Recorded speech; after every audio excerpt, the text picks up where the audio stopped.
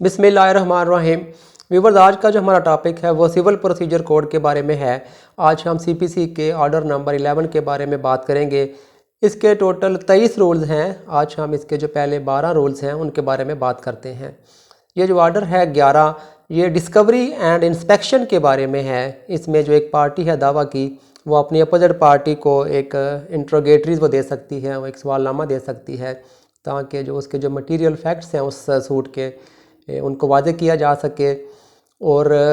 जो पार्टीज़ हैं उनके जो दरमियान इश्यूज़ हैं उनको प्रॉपर फ्रेम करके सूट को वो फाइनली डिस्पोज ऑफ किया जा सके। तो व्यूअर्स, ये जो इंट्रोगेटरीज है उस दावे के जो मटेरियल फैक्ट्स हैं उनको वादे करने के लिए या किसी पार्टी से किसी फैक्ट का एडमिशन हासिल करने के लिए ये दिए जा सकते हैं, या फिर अगर इनके जवाबात देने से किसी एक जो पार्टी है उसका जो केस है वो मेंटेन हो, उसकी जो मेंटेनेबिलिटी है वो इस्टेब्लिश हो, या फिर जो उसकी जो एडवर्स पार्टी है उसका जो केस है वो डिस्ट्रॉय करने में ये अपना पर्पस सर्व करेंगे, तो फिर ये इंट्रोगेटरीज अदालत फिर इसको वो इजाज़त देगी। अब हम देखते हैं कि जो इंट्रोगेटरीज हैं ये प्लीडिंग्स की तरह उससे ये मुख्तलिफ होते हैं। प्लीडिंग्स में जैसा कि हम सिर्फ मटेरियल फैक्ट्स को बयान करते हैं, जो इंट्रोगेटरीज हैं इसमें जो एक चेन ऑफ एविडेंस है उसका जो कोई भी लिंक है जो उसके लिए जो उस चेन ऑफ एविडेंस के लिए ज़रूरी हो, उसके मतलब भी कोई सवाल पूछा जा सकता है जो आपके केस को सपोर्ट करे। तो उस हवाले से भी आप इंट्रोगेटरीज में अपना सवाल पूछ सकते हैं। अब व्यूअर्स, इसका जो पहला रूल है वो डिस्कवरी बाय इंट्रोगेटरीज है। इसमें जो एक पार्टी है वो प्लेंटिफ हो या डिफेंडेंट हो, कोई भी जो पार्टी है वो अपनी अपोजिट पार्टी को एक इन राइटिंग वो सवालनामा वो दे सकती है by the leave of the court, और वो उसके जो फुट नोट में वो लिख सकती है कि कौन पर्सन है, किस आदमी ने इन सवालात के वो जवाब देने हैं। और इसके अलावा जो एक पार्टी है, जो सूट की जो एक पार्टी है वो एक सेट से ज़्यादा वो सवालनामे उसी पार्टी को सेम पार्टी को वो अदालत के हुक्म के बगैर वो नहीं देगी, अदालत के ऑर्डर के बगैर वो नहीं देगी। अब जो सवालात हैं जो वो मैटर इन क्वेश्चन है जो उससे रिलेटेड ना हो, जो रेलेवेंट ना हो, तो उनको वो इररेलेवेंट वो तस्वर किया जाएगा। जो इसका रूल नंबर 2 है वो particular interrogatories to be submitted, उसके हवाले से है। जब कोई एक पार्टी कोर्ट में वो दरख्वास्त देती है ताकि लीव ऑफ द कोर्ट वो ऑर्डर हासिल कर सके अपना सवालनामा जमा कराने के लिए, तो अदालत ये देखती है कि क्या ये जो सवालनामा है वो उस दावे को जो फेयरली डिस्पोज ऑफ करने के लिए ज़रूरी है, या उसकी जो कॉस्ट है उसकी सेविंग के लिए ज़रूरी है, तो फिर अदालत वो इसको वो अलाउ करेगी। अब अदालत जो है वो इसको अलाउ करते वक्त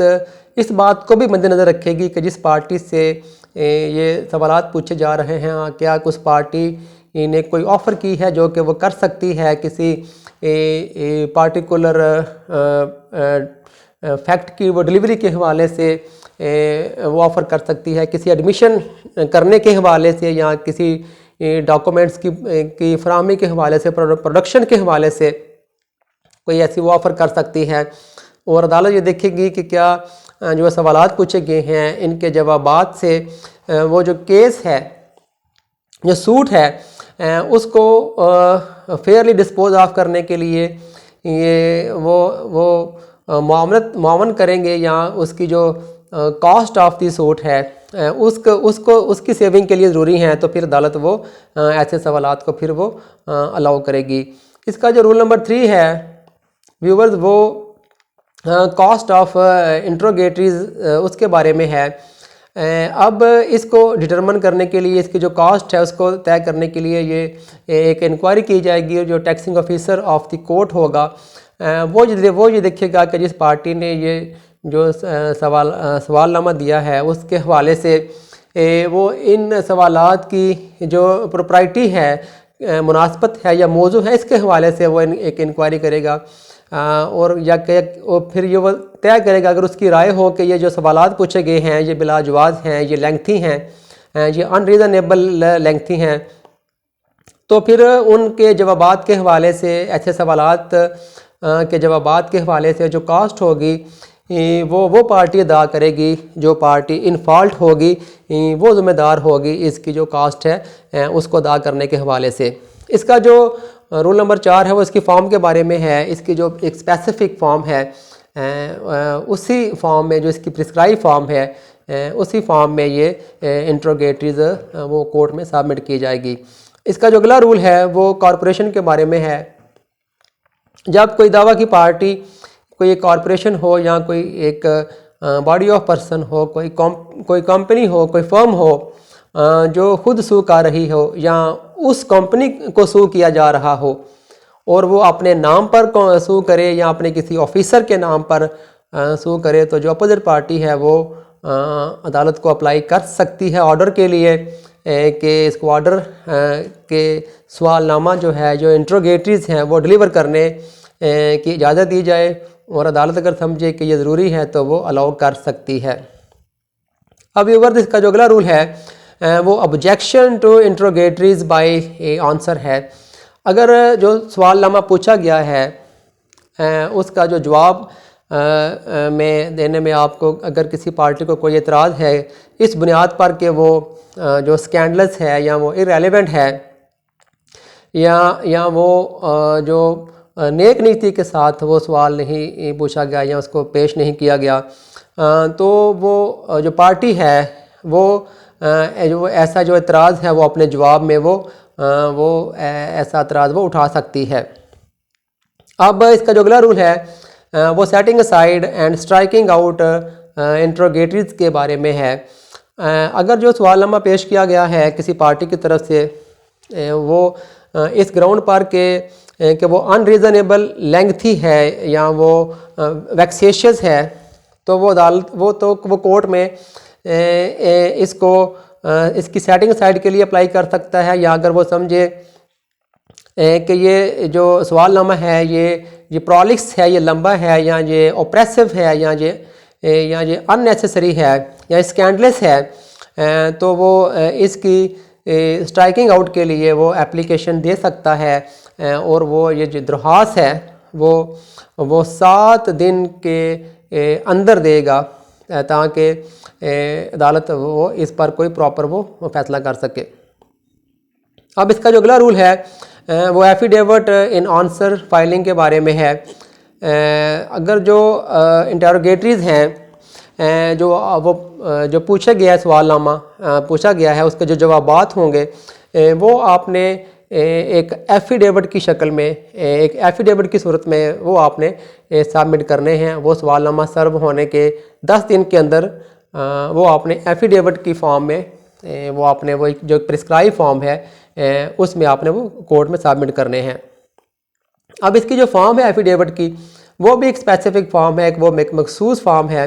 जो अपेंडिक्स सी में है, जो इसकी फॉर्म नंबर 3 है, उसके मुताबिक जो प्रिस्क्राइब है उसके मुताबिक आपने वो एफिडेविट आपने वो फाइल करने हैं। इसका जो अगला रूल है व्यूवर्स वो no exception to be taken है। अगर जो एफिडेविट आपने आंसर में आपने उसके जवाब में आपने फ़ाइल किए हैं, अगर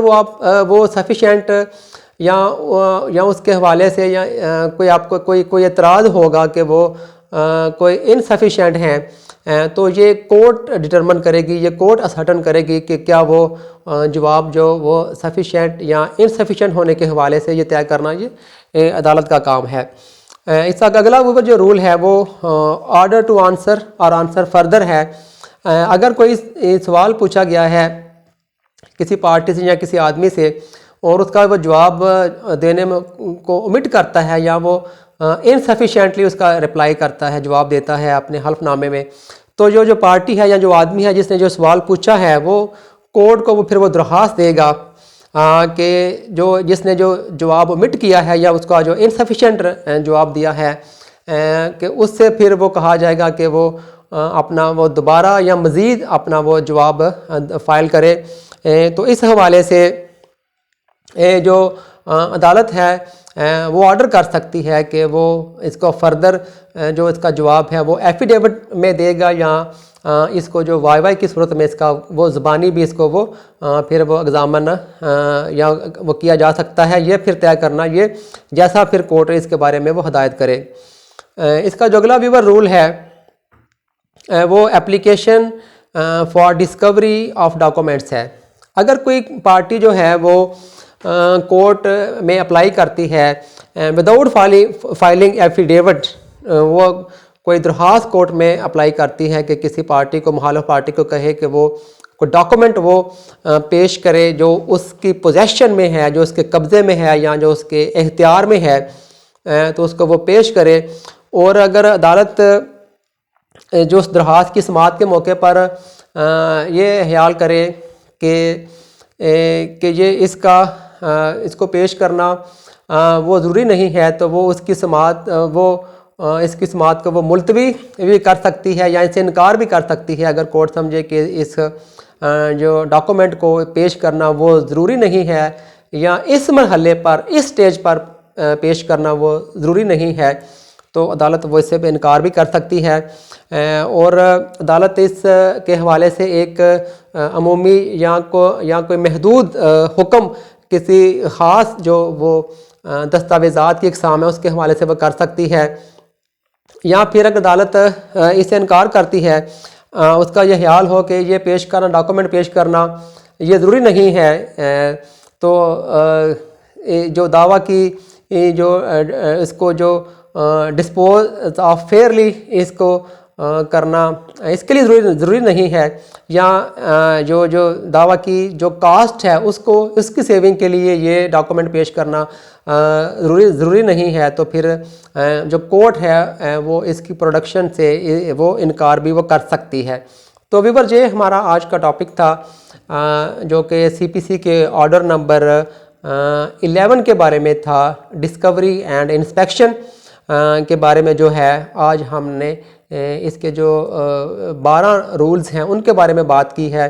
इसके जो बाकी रूल्स हैं उनके बारे में हम अगली वीडियो में बात करेंगे, जो इसकी जो पार्ट 2 होगा। तो ये हमारी आज की ये जो वीडियो थी जिसमें हमने आज बात की है, तो उम्मीद है आपको वीडियो पसंद आएगी। वीडियो को लाइक और शेयर कर दें, चैनल को सब्सक्राइब कर लें। टेक केयर, अल्लाह हाफिज़।